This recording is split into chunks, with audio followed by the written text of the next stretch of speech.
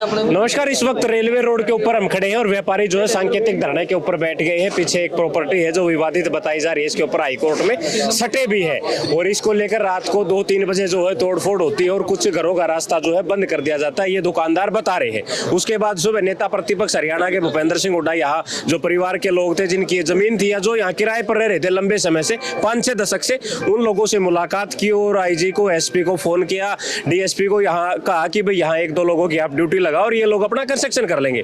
बावजूद उसके होता ये है कि वो लोग यहाँ ते जाते हैं और उसके बाद कुछ महिलाएं आके यहाँ तोड़फोड़ करती हैं। ऐसा इन दुकानदारों का कहना। तो पूरी बातचीत जो है वो कर लेंगे।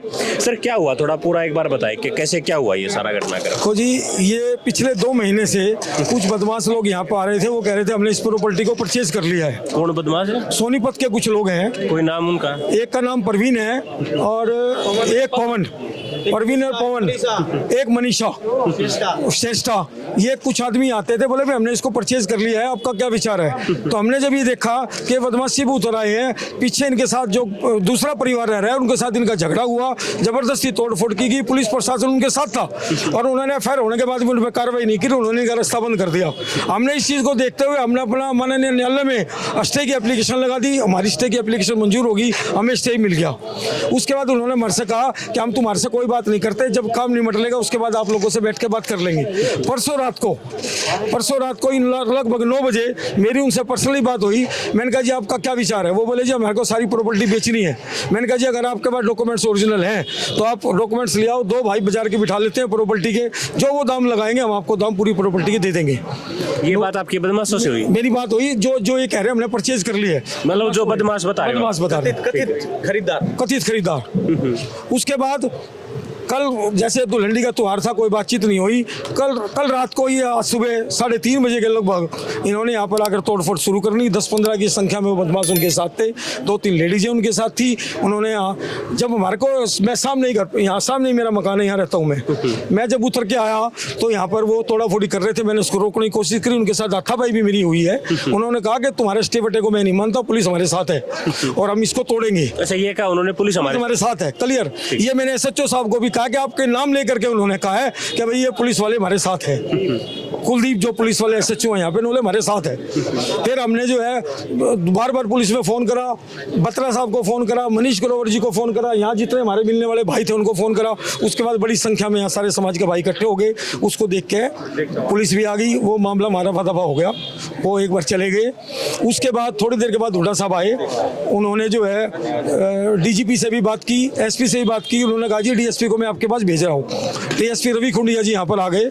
उन्होंने सारी स्थिति को देखा और उन्होंने कहा कि भाई बिल्कुल नाजायज हुआ, आप इसको दोबारा बनाओ, मैं एक एम्प्लॉय यहाँ छोड़ता हूँ, वो यहाँ देख रेख करेगा और आप दोबारा दीवार को बना लो। ये डीएसपी कह गए रवि खुंडिया जी, वो फुटेज भी हमारे पास है। ठीक है। उसके बाद हमने अपना काम शुरू कर गया, हुड्डा साहब चले गए, हमने काम शुरू कर दिया। उसके बाद 5 या 6 की संख्या में लेडीज आती हैं और यहाँ से ये जो दीवारें जितनी कच्ची बननी शुरू हुई थी उसको तोड़ना शुरू कर दिया।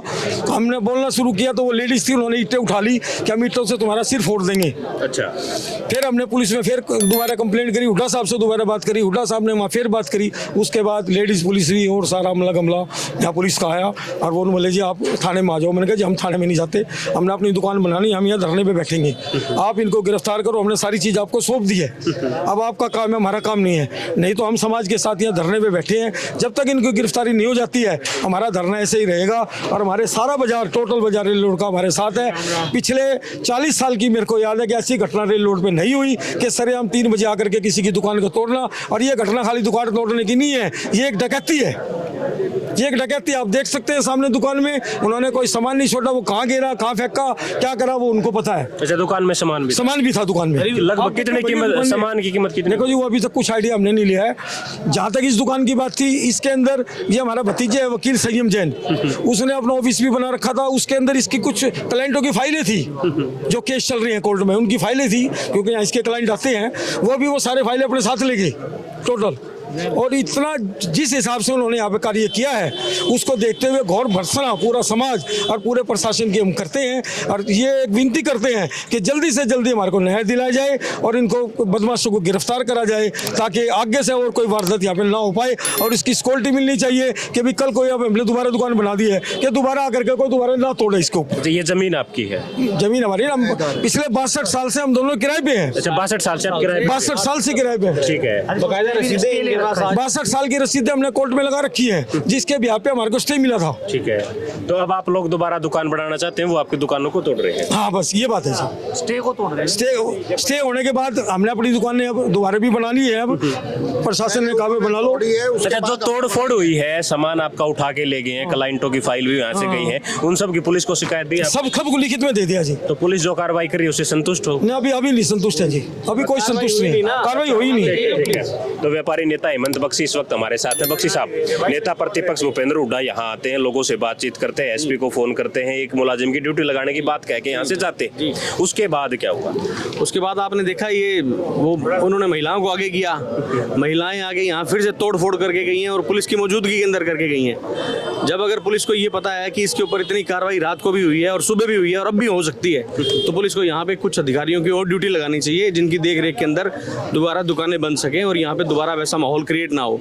और सबसे बड़ी बात तो ये है, हमारे लिए चिंता का विषय जो है वो ये है कि 3:30 बजे आप रेलवे रोड जैसी मार्केट के ऊपर आकर इतनी बड़ी कार्रवाई करते हो और पुलिस को उसकी सूचना भी नहीं है, जबकि यहाँ पे स्टे ऑलरेडी लिया हुआ है। इसकी जानकारी तो पुलिस की नोटिस में होनी चाहिए।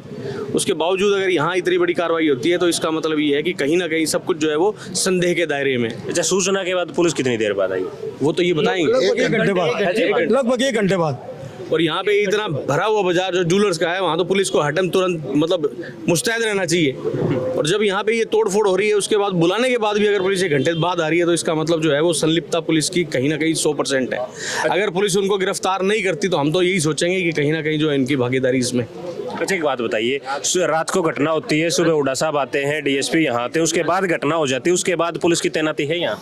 सामने एक अपने बिठा रखे हैं भाई हमारे, बस एक ही पुलिस वाले और वो भर भर के गाड़ियाँ आती है बदमाशों की। यहाँ पे कम से कम 8-10 पुलिस कर्मचारी होने चाहिए अगर पुलिस अपनी जिम्मेवारी समझे तो। अच्छा, अभी तो आचार संहिता लगी है और सारा मामला जो चुनाव आयोग के दिन चलेगा, अब भी लगता है कि व्यापारी जो है सुरक्षित नहीं है? भाई साहब, मैं तो आपके चैनल के माध्यम से ये कहना चाहूँगा कि पिछले 2, 4, 5 महीने के अंदर आप देख रहे हो प्रदेश के अंदर किस तरह की गुंडागर्दी फैली हुई है। दिन प्रतिदिन हत्याओं के, डकैतियों के, लूट के केस बढ़ते जा रहे हैं और रात को इस तरह की घटना होना तो ये साफ दर्शाता है कि हम लोग इस समय इस प्रदेश के अंदर और इस शहर के अंदर सुरक्षित नहीं है। तो पुलिस जो सुरक्षा कर रही है वो पुख्ता नहीं है? कहाँ है सुरक्षा, आप बताएं ना। अगर रात को 3:30 बजे इतनी कार्रवाई कोई करके जा रहा है तो इसका मतलब तो हम अनसेफ है ना। तो फिर पुलिस की मंशा क्या है इसमें? आप पुलिस से जाके पूछो, वो मंशा आप लोगों को भी लगता हो आप सुरक्षित नहीं है? संलिप्तता देखिए साफ नजर आ रही है कि अगर पुलिस की जानकारी में ये चीज है तो इसका मतलब तो कहीं ना कहीं उनकी भी भागीदारी है इस चीज के अंदर। अच्छा, एक बात और बताइए, नेता प्रतिपक्ष यहाँ आते हैं, डीएसपी साहब को भी निर्देश देते हैं, एसपी को फोन करते हैं, आईजी को फोन करते हैं, तो बात करते हैं, नेता प्रतिपक्ष की बात को भी मतलब इस तरह से पुलिस हड़के में ले रही है, तो वो वहाँ क्या मंशा है? देखिए, जब तक उनके हाथों में पावर नहीं होगी, सरकार उनकी नहीं होगी, तो ऑब्वियस सी बात है विपक्ष का वजन जो है होने को तो बहुत होता है, मगर जिनके हाथों में सत्ता है अगर वही कुछ नहीं करने देंगे तो फिर सामने वाला भी क्या करेगा? मतलब किसी के इशारे पे हो रहा है सब कुछ माना जा सकता है। नहीं तो इतनी बड़ी कार्रवाई जो इतने भरे बाजार के अंदर, आप रेलवे रोड हमारे शहर का सबसे बड़ा बाजार और सबसे पुराना बाजार है, अगर वहाँ ऐसी कोई हरकत होती है तो इसका मतलब पर्दे के पीछे कोई ना कोई जरूर है।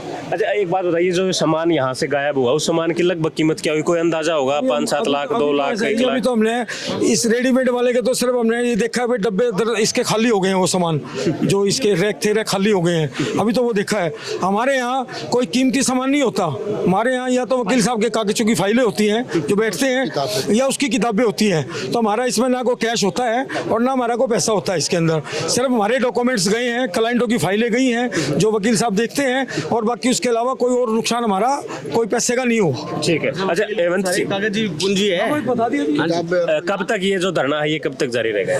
भाई साहब, जब तक पुलिस कार्रवाई नहीं करती, पुलिस गिरफ्तार नहीं करती, ये दुकानें बिल्कुल ठीक नहीं हो जाती, तब तक हम लोग बैठे हैं यहाँ पे। रेलवे रोड के ऊपर है, ये व्यापारी हैं और तब तक यहाँ बैठे हैं जब तक ये दुकानें ठीक नहीं होती। और जो कथित बदमाश जो यहाँ के बार बार कब्जा लेने की या खरीदने की बात कर रहे हैं कथित तौर पे, उन लोगों की जब गिरफ्तारी नहीं होती तब तक व्यापारी जो है वो रेलवे रोड के ऊपर अपना धरना जो है वो लगातार चलाते रहेंगे।